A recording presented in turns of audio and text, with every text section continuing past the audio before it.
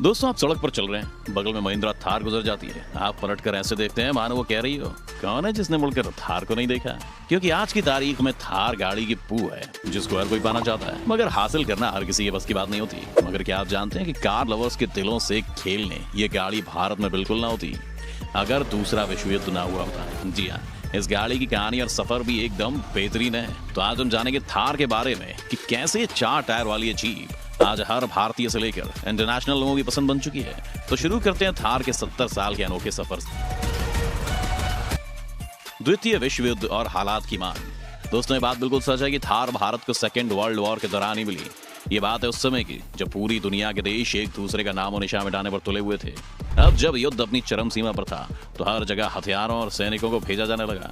इसको करने के लिए फाइटर प्लेन्स, टैंक्स और ट्रक्स का इस्तेमाल किया जाने लगा। फिर भी ये सब इतने कारगर नहीं थे। साथ ही इन सब में आने जाने में बहुत ही खर्चा आ जाता था। इसीलिए अब अमेरिकी सेना को एक ऐसा व्हीकल चाहिए था जो हर तरह के इलाकों में चल सके, जो टैंक या ट्रक जितना हैवी ना हो और साथ ही जिसे एयर ड्रॉप भी किया जा सके। इसके लिए देश भर की ऑटोमोबाइल कंपनियों से डिजाइन मंगवाए गए, जिसमें सबको आदेश था कि वो ऐसी कार बनाए जो रफ एंड टफ भी हो और साथ ही तेज भी। इसमें सबसे पहले शुरुआती डिजाइन बैंटम कंपनी ने दिया।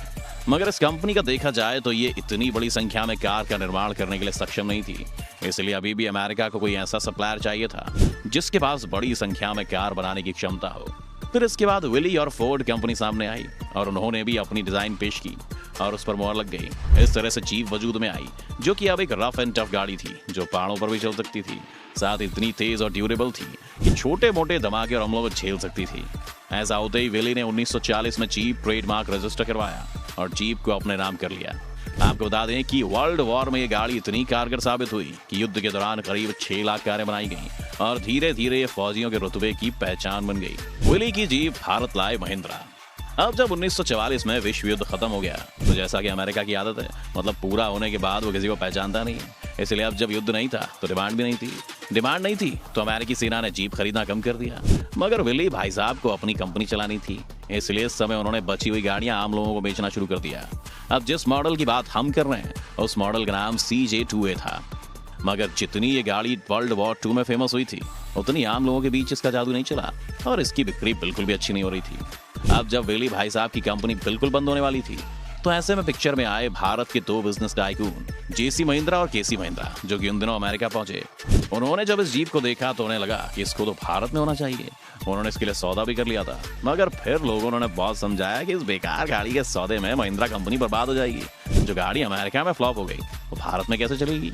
मगर उन्होंने एक ना सुनी और विली की जीप को भारत में इंपोर्ट करने का सौदा पक्का कर लिया गया। 1949 में महिंद्रा इन जीप को इंपोर्ट करके भारत ले आई और यहाँ बेचने लगे। यहाँ आते ही सबसे पहले उन्होंने इसको उस कीमत पर लॉन्च किया जिस पर आम कार्स भी नहीं मिला करती थी, यानी कि ये गाड़ी दूसरी गाड़ियों के मुकाबले सस्ती हुआ करती थी। मगर जीप भले ही सस्ती थी लेकिन अभी भी भारत के आम लोगों की पहुंच से बहुत दूर थी, जो कि महिंद्रा का सपना था। महिंद्रा ने खुद बनानी शुरू की जीप। अब जब विली की जीप भारत में भी नकार दी गई और आम लोगों तक नहीं पहुंच पाई, तब भी महिंद्रा जी ने हार नहीं मानी और 1960 के शुरुआती दिनों में महिंद्रा ने विली के साथ एक और कॉन्ट्रैक्ट किया और CJ3A को भारत में बनाने का लाइसेंस हासिल कर लिया। इससे भारत में इसकी कीमत और कम हो गई और इस बार ये आइडिया काम कर गया, क्योंकि उस दौर में भारत के 25% कार मार्केट पर इस गाड़ी का कब्जा हो गया। बदलाव left to right, petrol to diesel. मगर क्या आप जानते हैं कि जीप जो भारत आई थी इसमें लेफ्ट व्हील हैंडलिंग होती थी। दोस्तों, क्योंकि ये गाड़ी अमेरिका के हिसाब से बनाई गई थी, इसीलिए 1968 तक इनकी ड्राइविंग लेफ्ट हैंड होती थी, जिससे भारतीयों को बहुत दिक्कत भी आती थी। अब एक गाड़ी सिर्फ लेफ्ट हैंड ड्राइविंग और बाकी राइट हैंड वाली, इसीलिए इसको तब कुछ शौकिया लोग ही खरीदते थे। मगर फिर 1969 में महिंद्रा ने इसे राइट हैंड ड्राइव कार बनाया। शुरुआती दिनों में इसमें सिर्फ पेट्रोल इंजन होता था। 1970 के दशक में महिंद्रा ने इसको सिर्फ पेट्रोल तक सीमित नहीं रखा, बल्कि इसको डीजल इंजन बनाने पर फोकस किया और इस तरह महिंद्रा CJ3B में B275 डीजल इंजन लगाया गया। महिंद्रा ने करीब 40 साल तक CJ3B जीप के अलग अलग वर्जन का प्रोडक्शन किया और इसके सारे वर्जन्स ने मार्केट में हर बार धूम मचा दी। अब जीप का नाम महिंद्रा से नहीं बल्कि महिंद्रा का नाम जीप से होने लगा। 21वीं सदी और बढ़ता क्रेज। मगर 40 साल तक की सफलता के बाद दौर बदल गया और 21वीं सदी आ गई। 21वीं सदी के शुरुआती सालों में बोलेरो, स्कॉर्पियो की वजह से जीप की पॉपुलैरिटी पर गहरा असर पड़ा। लोगों का रुख बड़ी, मजबूत और लग्जरी देने वाली गाड़ियों पर हो गया और वहीं जीप में उस समय AC भी नहीं आता था, जिसकी वजह से इसकी पॉपुलैरिटी कहीं खोती जा रही थी। इंडियन आर्मी, जो आजादी के बाद से महिंद्रा जीप की लॉयल कस्टमर थी, वो भी अब जिप्सी की तरह शिफ्ट हो रहा था। कार के शौकीनों के लिए भी जीप में वो चार्म नहीं दिखता था।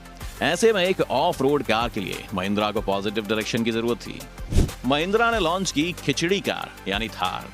अब जैसा कि हम सब जानते हैं कि महिंद्रा कभी हार नहीं मानते, इसलिए उन्होंने अक्टूबर 2010 में महिंद्रा थार भी लॉन्च कर दी, जिसको एक खिचड़ी कार भी कहा जाता था। और ऐसा इसलिए था क्योंकि ये स्कॉर्पियो, मेजर और CJ5 से इंस्पायर्ड एक मिली जुली गाड़ी थी, इसलिए इसको खिचड़ी कार का नाम दिया गया। इसके लुक एंड फील ने ऑफ रोड ड्राइव के शौकीनों को अपनी तरफ आकर्षित किया।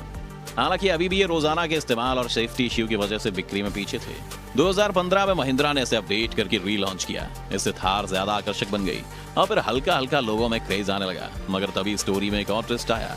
अब कार्स को लेकर सरकार ने नए नियम लागू कर दिए थे, जिसमें महिंद्रा थार फिट नहीं बैठती थी और फिर से इसकी बिक्री गिरने लगी। और अब थार कंपनी के पास अंतिम 700 गाड़ियां बची थी जिन्हें उन्हें बेचना था। इसलिए 2019 में अंतिम बची 700 कार बेचने के लिए कंपनी ने थार 700 एडिशन निकाला। इसमें आनंद महिंद्रा के सिग्नेचर और स्टिकर लगाकर इसे बेचा गया। अक्टूबर 2020 में महिंद्रा ने एक बार फिर थार का नया वर्जन लॉन्च किया और अभी इतना पॉपुलर हो गया है कि लोग इसे हाथों हाथ ले रहे हैं। एक साल के अंदर 75,000 गाड़ियों की बुकिंग हो चुकी है और करीब एक साल का वेटिंग पीरियड चल रहा है। तो अब आप समझ सकते हैं कि कैसे आज की पसंदीदा गाड़ी कितना लंबा सफर तय करके हमारे सामने आई है। तो आपको कैसी लगी थार की ये कहानी, हमें कमेंट करके जरूर बताएं। इसी के साथ हम चलते हैं, मिलेंगे आपसे अगली वीडियो में।